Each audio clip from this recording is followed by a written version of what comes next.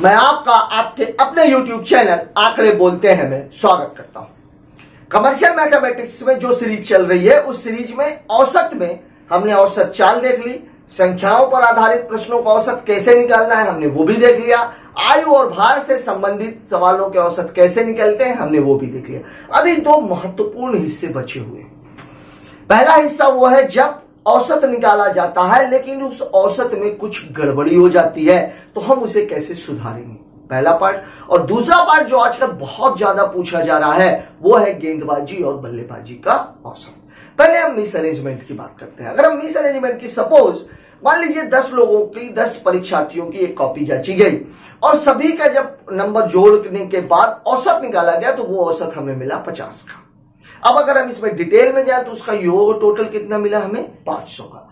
बाद में यह पता लगा कि एक लड़के को वास्तव में 24 नंबर मिले थे लेकिन गलती से उसे 64 नंबर दे दिए गए।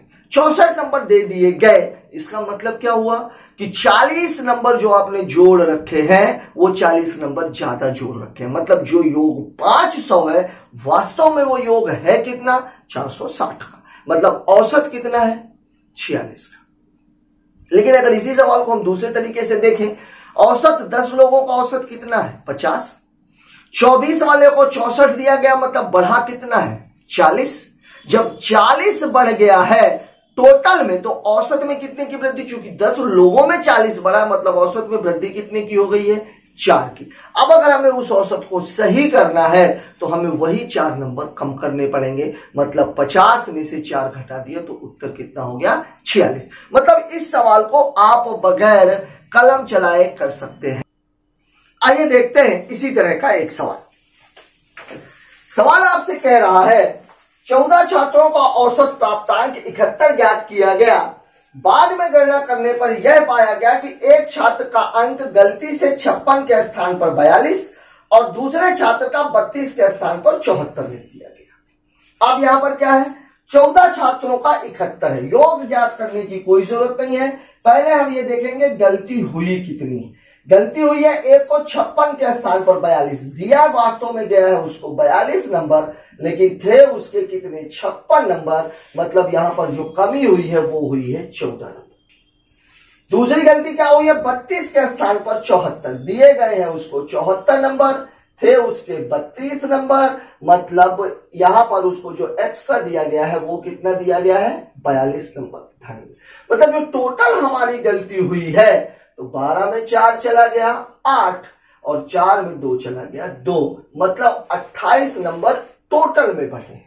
कुल अंक जो बढ़े हैं वो कितने बढ़े हैं 28।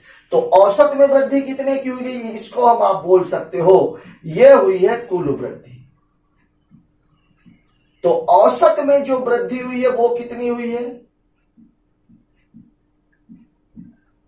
तो औसत में वृद्धि चूंकि टोटल लोग हैं 14 तो औसत में जो वृद्धि हुई है वो कितनी हुई है 10।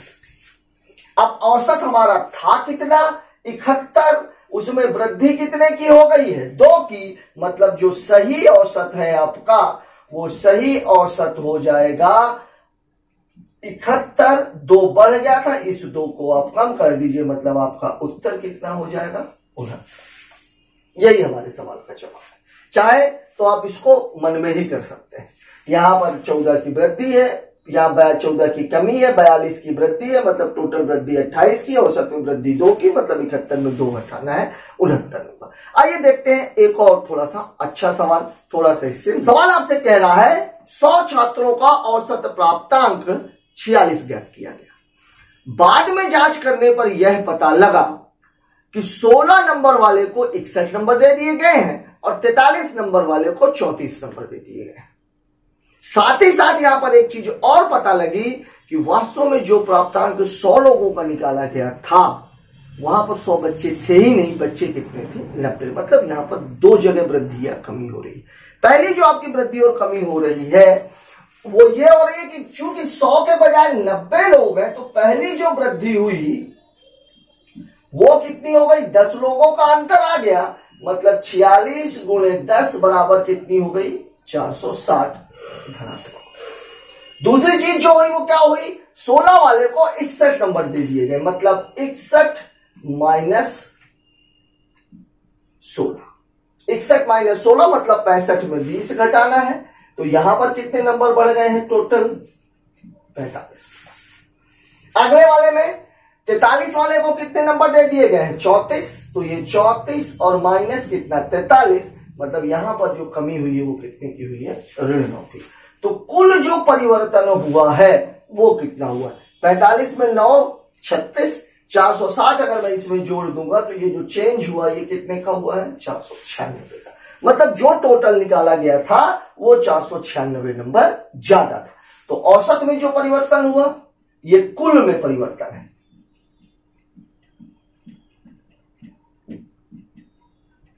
तो जो औसत में परिवर्तन हुआ वो कितने का हुआ? तो औसत में हुआ 496 बटे कितने का? 90। अब अगर मैं इसको हल करूंगा तो ये दशमलव हो जाएगा, दशमलव यहां से 0 कैंसिल हो जाएगा। तो 9 पना 45, कितना बचा? 4, फिर 9 पना 45 और 9 कम। लेकिन ये कैसा है? धनात्मक। अब अगर मैं शुद्ध औसत की बात करूं, सही औसत इसका कितना होगा? तो सही औसत इतने की वृद्धि हो गई है, मतलब मुझे इसको क्या करना है? कम करना है। तो कम करना है तो कितने से कम करना है? 46 से। तो 46 माइनस 5.51, 46 में 6 घटेगा, उत्तर कितना? 40। इसको पूरा बनाने के लिए 9 1 10, 5 1 6 4 10, मतलब मेरा जो औसत आ जाएगा वो कितना आ जाएगा? 40.4। किया क्या है ये बात हमेशा ध्यान रखिएगा। इसको पूरा मान लेते हैं, 46 में 6 घटा दिया 40 आ गया। इसको बराबर करना है तो सॉरी ये कितना रहेगा? 9 9 1 10, ठीक है, 1 5 1 6 4 10, या इनके अमल में 49 जोड़ेंगे तो वो 100 बन जाएगा। आइए देखते हैं एक और सवाल। सवाल थोड़ा सा एक दूसरे ट्रैक का है, काफी अच्छा सवाल है, एसएससी के लेवल का सवाल है, एसएससी प्रीवियस ईयर्स में ये आ भी चुका है। सवाल आपसे क्या कह रहा है? सवाल हमसे ये कह रहा है एक छात्रावास में 35 विद्यार्थी हैं, 7 और विद्यार्थियों के शामिल होने से कुल व्यय 42 रुपए बढ़ जाता है। विद्यार्थी अगर 35 हैं, पहले उनका कुल व्यय रहा होगा, कुल व्यय अगर नहीं दिया हुआ तो उसे हम कितना मान लेते हैं? x, मतलब टोटल व्यय कितना रहा होगा? 35x। 7 विद्यार्थी और बढ़ गए तो विद्यार्थियों की संख्या कितनी हो गई? 42। और खर्च कितना बढ़ गया? 42 रुपए ही बढ़ रहा है, मतलब 35x धन 42, मतलब 35 लोगों का टोटल खर्च 35x, 42 लोगों का टोटल खर्च 35x धन 42। आपसे पूछ क्या रहा है? लेकिन कुल विद्यार्थियों का जो औसत व्यय है वो 1 रुपए घट जाता है। पहले औसत व्यय कितना था? x, अभी औसत व्यय कितना है? x माइनस 1, मतलब 42x माइनस 1। तो इधर से 35x धन 42 और उधर से 42x माइनस 1, ये दोनों आपस में क्या होनी चाहिए? बराबर होनी चाहिए। इन्हीं को, इसी इक्वेशन को हमें क्या कर देना है? बराबर कर देना है। सवाल आपको क्या कह रहा है? सवाल आपसे कह रहा है माना औसत व्यय बराबर कितना हो गया? x रुपए। तो 35 का कुल व्यय बराबर कितना हो जाएगा? 35x। अब सवाल में 42 आ गए, 42 का कुल व्यय ये कितना हो जाएगा? 35x धन 42 रुपए। चूंकि कितने की वृद्धि हुई है? 42 रुपए। दूसरे एंगल से सवाल आपको बोल रहा है कि 42 का कुल व्यय ये कितने रुपए है? तो सवाल आपसे ये कह रहा है कि उसमें 1 रुपए की कमी हो गई है, मतलब ये कितना है? 42x ऋण 42। अब ये दोनों चीजें बराबर है, मतलब 35x धन 42 बराबर 42x ऋण 42। हल करेंगे तो यहां से 7x, ये दोनों जुड़ जाएगा तो 42 धन 42 बराबर कितना हो जाएगा? 84, मतलब x बराबर हो जाएगा 84 बटे 7, मतलब कितना? अब आपसे सवाल में पूछ क्या रहा है? सवाल में आपसे औसत व्यय नहीं पूछा गया, सवाल में आपसे पूछ रहा है कुल मूल व्यय कितना था। मूल मतलब पहले कितना खर्चा होना था। तो कुल में व्यय, मूल व्यय कितना था? 35x। तो कुल मूल व्यय बराबर हो जाएगा 35x, मतलब 35 गुणे 12, 12 पंचे 60, 12 का 36 और 6 42,420 रुपए। ये आपके सवाल का आंसर है। इस सवाल का जो उत्तर है वो कितना है? 420 रुपए। आइए देखते हैं एक और सवाल। सवाल हमसे ये कह रहा है कि एक दिवसीय क्रिकेट टीम में कप्तान शेष अन्य 6 बल्लेबाजों से। यहां एक बात ध्यान रखिएगा, यद्यपि खिलाड़ी किसी क्रिकेट टीम में कितने होते हैं? 11, लेकिन यहां बात किसकी हो रही है? कप्तान तथा शेष अन्य 6 बल्लेबाज। मतलब यहां बल्लेबाजी कितने लोगों ने की है? केवल 7 लोगों ने, कप्तान ने और बाकी अन्य 6 लोगों ने। फिर सवाल बोल रहा है औसत रनों से 30 रन अधिक बनाया। मान लीजिए उन 6 बल्लेबाजों ने अगर x रन बनाया था तो कप्तान ने कितने रन बनाए? x धन 30। फिर बोला उस टीम के सभी बल्लेबाजों द्वारा बनाए गए रन कितने हैं? 310। अब 6 लोगों ने x बनाया तो 6x, कप्तान ने x धन 30 बनाया तो धन x धन 30, मतलब 7x धन 30 बराबर 310 होगा। 7x बराबर 280, तो x बराबर कितना होगा? 40। बाकी लोगों का औसत 40 है तो कप्तान के रन हो जाएंगे 70। सवाल को कुछ भी करने की आवश्यकता नहीं है, सीधा सीधा सा सवाल आपको कह रहा है। सवाल आपको यह कह रहा है कि शेष अन्य 6 बल्लेबाजों का जो औसत है, शेष अन्य 6 का औसत बराबर कितना हो गया? x। तो योग कितना हो जाएगा? 6x। कप्तान के रन कितने हो गए? x धन 30। अब आपको जो बोलना है कुल, तो कुल 6 लोगों ने मिलकर बनाया 6x, कप्तान ने बनाया x धन 30 और ये टोटल है 310 के बराबर, मतलब 7x धन 30 बराबर 310। तो 7x बराबर 310 ऋण 30 बराबर 280। तो x बराबर 280 बटे 7, मतलब कितना हो गया? 40। मतलब बाकी लोगों का जो औसत है वो कितना है? 40। लेकिन सवाल में आपसे पूछा क्या है? कप्तान के रन। तो कप्तान के रन कितने हैं? x धन 30। तो कप्तान के रन बराबर हो जाएगा x धन 30, मतलब 40 धन 30 बराबर कितना? 70 रन। और यही आपके सवाल का जवाब है। अगले सवाल की बात करते हैं। आइए देखते हैं एक और सवाल। सवाल आपसे यह कह रहा है किसी शहर में किसी सप्ताह में सोमवार से बृहस्पतिवार का औसत तापमान 60 डिग्री फ़ारेनहाइट था। किसमें दिया हुआ तापमान? फ़ारेनहाइट में। याद रखिए तापमान मापने की 2 इकाइयां जो मूल रूप से यूज की जाती हैं वो यूज की जा रही है फ़ारेनहाइट और सेंटीग्रेड। सवाल आपसे यह कह रहा है कि किसी सप्ताह के किसी शहर में सोमवार से बृहस्पतिवार का औसत तापमान 60 था, मंगलवार से शुक्रवार का औसत तापमान 63 था, सोमवार और शुक्रवार के बीच का जो अनुपात है 21:25 था। तो सोमवार का तापमान ज्ञात करें। सवाल जो आपको सीधा सीधा कह क्या रहा है, पहले आइए वो देख लेते हैं।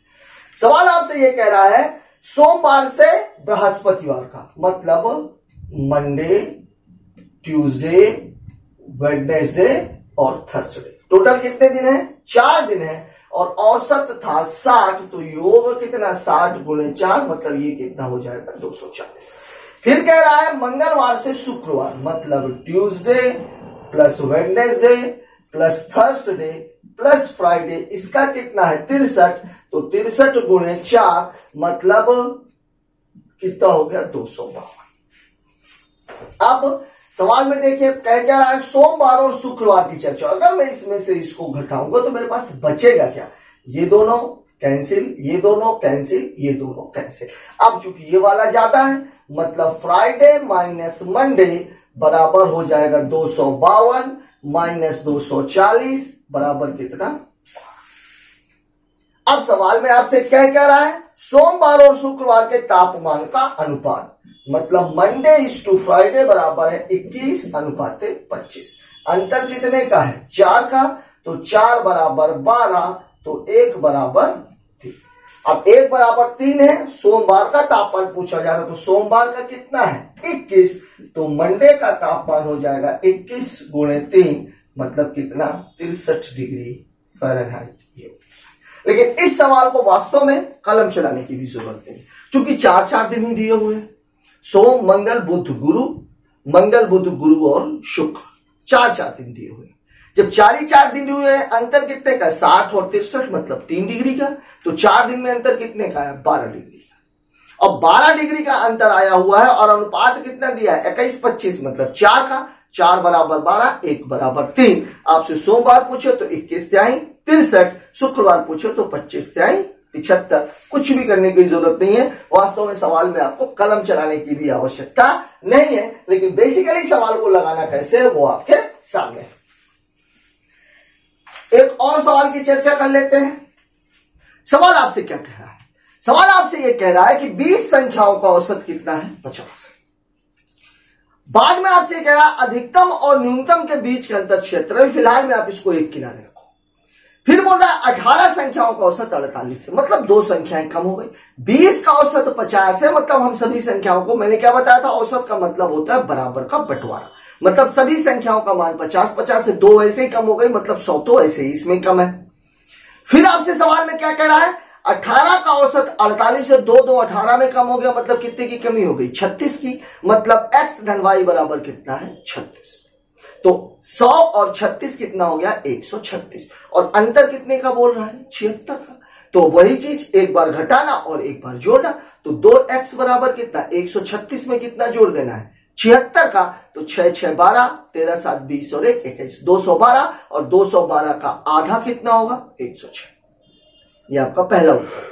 दूसरी संख्या कितनी है? अब उससे 76 कम है, 76 कम है, मतलब 30 होगी। या तो 106, 136 और 76 दोनों के बीच में अंतर कितने का? 60 का। 60 का आधा कितना? 30। मतलब सीधा सीधा आप सवाल को देख करके लगा सकते हो, लेकिन लगाने का तरीका क्या है आइए वो देख लेते हैं। सवाल आपसे ये कहेगा 20 का औसत कितना है? 50। तो 20 का योग कितना हो जाएगा?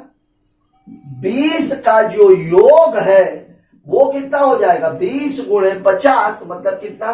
1000। और 18 का योग अब आप चाहें तो 2 संख्याएं आपको पहले से ही दी गई हैं, इन 2 संख्याओं को आप अलग से ही लिख लीजिए। तो x और y, ये सबसे बड़ी, ये सबसे छोटी, और धन 18 संख्या बराबर कितना है? ये 1000। और 18 संख्या कितनी है?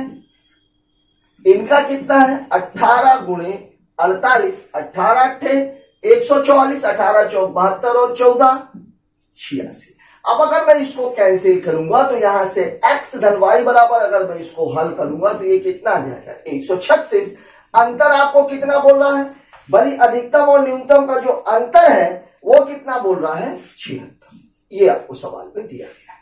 तो 2x बराबर इन दोनों का योग, तो 6 6 12, 7 3 10 11, 1 1 2। और 2y बराबर इन दोनों का अंतर, तो अंतर कितना है? 60। तो x बराबर 212/2, मतलब ये कितना? 106। और y बराबर 60/2, मतलब ये कितना हो जाएगा? 30। अब आपसे जो भी पूछ रहा है वो आप बता दीजिए। सबसे बड़ी संख्या, तो सबसे बड़ी संख्या कितनी है? 106। सच क्या है? सच ये है कि इस सवाल में आपको कलम चलाने की आवश्यकता नहीं, क्योंकि ये साफ साफ दिख रहा था। संख्याएं कितनी थी टोटल? पहले 18, 19 और 20।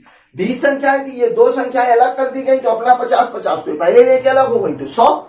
और अंतर ये कितना कम हुआ? 2 कम हुआ, तो 18 दूनी 36, मतलब योग कितना बन गया? 136। अंतर कितना दिया हुआ? 76। एक बार दोनों को जोड़ करके और बटा 2 कर दीजिए, और दोनों को घटा करके बटा 2 कर दीजिए। बड़ी संख्या निकालनी है तो जोड़ना है, छोटी संख्या निकालनी है तो घटाना है। आइए बात करते हैं एक और सवाल की। सवाल आपसे कह रहा है, इसके बारे में थोड़ा सा मैं आपको एक बात समझाना चाह रहा हूं। मान लीजिए कि एक दोषपूर्ण तुला है। तुला मतलब आज की तारीख में शायद आप लोगों को वो चीज देखने को नहीं मिलती होगी कि किसी जमाने में ऐसे पकड़ के दोनों तरफ पलड़े होते थे, एक तरफ वजन रखा जाता था और एक तरफ सामान रखा जाता था। अब अगर मान लीजिए दोनों पलड़े समान है, मैं यहां पर 2 किलो का वजन रख दूं और कोई 10 किलो का सामान हो, मैं यहां 10 किलो रखूंगा, 2 किलो नीचे लगा हुआ है, तो ये सामान कितने किलो यहां पर आएगा? 12 किलो। ठीक यही 10 किलो अगर मैं इधर उठा करके रख दूं और इधर सामान रखूं, तो अब सामान कितने? 2 किलो तो पहले से, मतलब अब सामान कितने किलो का आएगा? 8 किलो का। पहली बार में 12 किलो, दूसरी बार में 8 किलो, तो उसका जो वास्तविक वजन है वो कैसे निकालोगे आप? दोनों का माध्य, 12 और 8 20, 20 का आधा, मतलब कितना हो गया? 2 किलो। अगर आपसे ये पूछा जाए कि कितने की बेईमानी की गई, 12 में 8 घटा दीजिए, कितना? 4, 4 में 2 का भाग दीजिए, कितना हो जाएगा? 2। मतलब यहां भी हम बात किसकी करेंगे? माध्य की।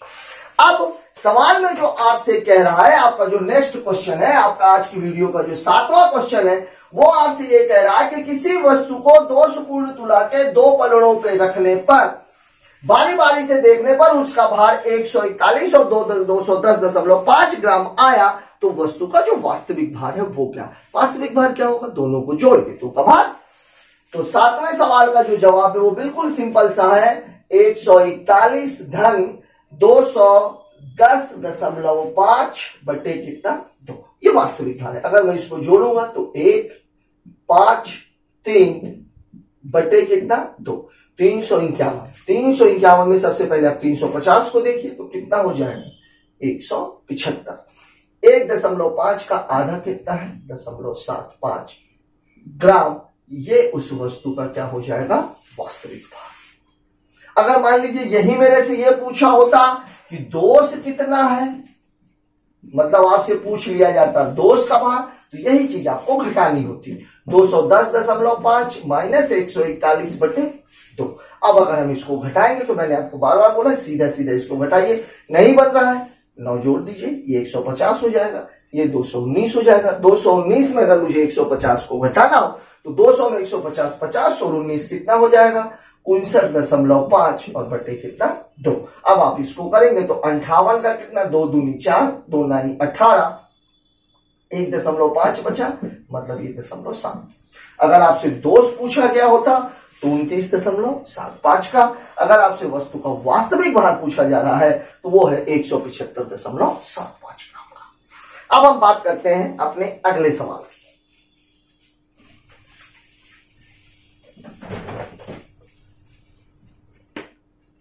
अगला सवाल आपसे क्या कह रहा है? सवाल आपसे ये कह रहा है, स्वतंत्रता दिवस पर 980 बच्चों में मिठाई बांटी जानी थी, 35 बच्चे अनुपस्थित हो गए तो प्रत्येक बच्चे को 3 मिठाइयां अतिरिक्त मिली। हुआ क्या? सवाल मान लीजिए किसी क्लास में 50 बच्चे हैं। अब वो 50 बच्चों को कुल मिलाकर के 8-8 मिठाई देने का प्रोग्राम बना, तो मास्टर जो है वो कितनी मिठाइयां खरीद के लाएगा? 400। लेकिन जिस दिन मिठाई बांटी जानी थी उस दिन 10 बच्चे आए ही नहीं, तो बच्चे बचे कितने? 40। लेकिन मिठाइयां तो 400 है, तो वो मिठाई घर तो लेके जाएगा नहीं। ये बात अलग है कि आजकल के मास्टर ले जाए, वो एक अलग इश्यू, लेकिन वो उसको घर लेके नहीं जाना, वो 400 मिठाइयां उन्हीं बच्चों में बांटनी। तो क्या होगा? सभी बच्चों को 10-10 मिठाइयां मिल जाए। पहले टारगेट कितने का था? 8 का। अब मिठाइयां मिली कितनी है उसको? 10, मतलब मिठाइयां बढ़ कितनी गई? 2 मिठाइयां उसको अतिरिक्त मिली। मतलब यहां पर हर हाल में मिठाइयों की संख्या बराबर है। और मिठाइयों की संख्या कैसे निकलेगी? बच्चों की संख्या गुणे एक बच्चे को मिली हुई मिठाई। यह सवाल में आपसे क्या कह रहा है? सवाल आपसे कह रहा है 980 बच्चों में मिठाई बांटी जानी थी, लेकिन 35 बच्चे अनुपस्थित हो गए, इस प्रकार प्रत्येक बच्चे को 3 मिठाई अतिरिक्त मिली। हम ये मान लेते हैं कि हर बच्चे को कितनी मिठाई मिलनी थी? X मिठाई। तो मिठाइयां कितनी हो गई? तो मिठाइयां हो गई 980 और गुणे x, मतलब मामला कितने का था? 980 x का। लेकिन अब 35 बच्चे अनुपस्थित हो गए, मतलब अब हमारे पास बच्चे बचे कितने? इसमें से कम बच्चे। तो बच्चे अब जो बच रहे हैं वो बच्चे कितने बचे? 980 माइनस 35, मतलब 945। अब 945 बच्चे हैं, एक बच्चे को x धन 3 मिठाई मिलनी है और टोटल मिठाई कितनी है? 980। ये हमारा इक्वेशन बन गया। अब अगर मैं इसको हल करूंगा तो वही बात, 945x धन 27, 3 पचे 15, 3 चौके 12, 1 13, 3 नमा 27, 1 28 बराबर 980x। घटा दीजिए तो 35x बराबर 2835। तो x बराबर कितना हो जाएगा? 2835 बटे 35। काट लीजिए।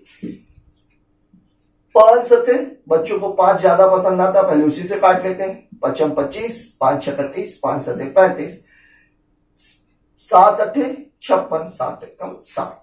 तो अब आपसे सवाल में पूछ क्या रहा है? कुल कितनी मिठाइयां बांटी गई? तो कुल मिठाई कितनी हो जाएगी? कुल मिठाई हमारे पास थी 980 और गुणे कितना? 81। अब जब कभी भी इस तरह का गुणा आ जाए, बेसिकली ये 98 में 81 का गुणा करना है। 98 में 81, 98 100 के नजदीक, 100 के नजदीक है, तो आप क्या करोगे? इसको 100 × 2 तो ले सकते हो। मतलब मैं इस सवाल को ऐसा तो बोल ही सकता हूं ना कि 8100 और माइनस कितना हो जाएगा 2 का मतलब 2 एक कम 2 और 2 अट्ठे 16। एक जीरो अभी हमने कैलकुलेट नहीं किया, ये जीरो हमारा अलग से।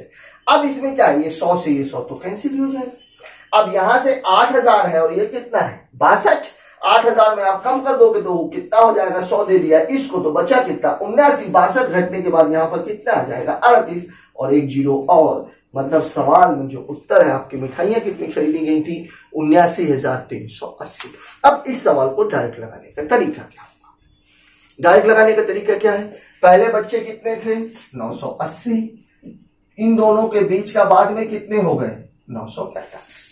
अब इन दोनों का अंतर कितना है 35 और यहां पर जो अंतर आया इसका आप इसमें क्या कर दो गुणा। अगर मैं इसमें इसका गुणा कर दूंगा तो यहां 35 अब तो 35 बराबर 3 पचे 15, 3 चौके 12 13, 3 9 27 से 28। ये है आपका सवाल, केवल इतना ही सवाल, डिटेल आपके सामने लगा हुआ है। सवाल में अंतर कितने का आया है, मैं बार बार इस बात को बोल रहा हूं कि पूरा एवरेज आपका ऐसे ही लगाया जा सकता है। 980 थे, यहां टोटल अंतर आया कितने का 35 का, अब बच्चे कितने हो गए 945, 3 मिठाइयां अतिरिक्त मिली है मतलब ये कितना है 2835। इन दोनों को बराबर कर दीजिए, आपको एक्स की वैल्यू मिल जाएगी। दोस्तों एवरेज में अब केवल एक पार्ट और बचा हुआ है बल्लेबाजी और गेंदबाजी का, जिसे हम डिस्कस करेंगे अपने अगले वीडियो में, जो केवल और केवल बल्लेबाजी और गेंदबाजी पर ही फोकस्ड रहेगा। आज का ये वीडियो आपको कैसा लगा कमेंट बॉक्स में जाकर जरूर बताएं। अगर कोई सवाल ऐसा है जो इसी तरह के सवालों से रिलेटेड है तो आप उसे कमेंट बॉक्स में पूछ लीजिए।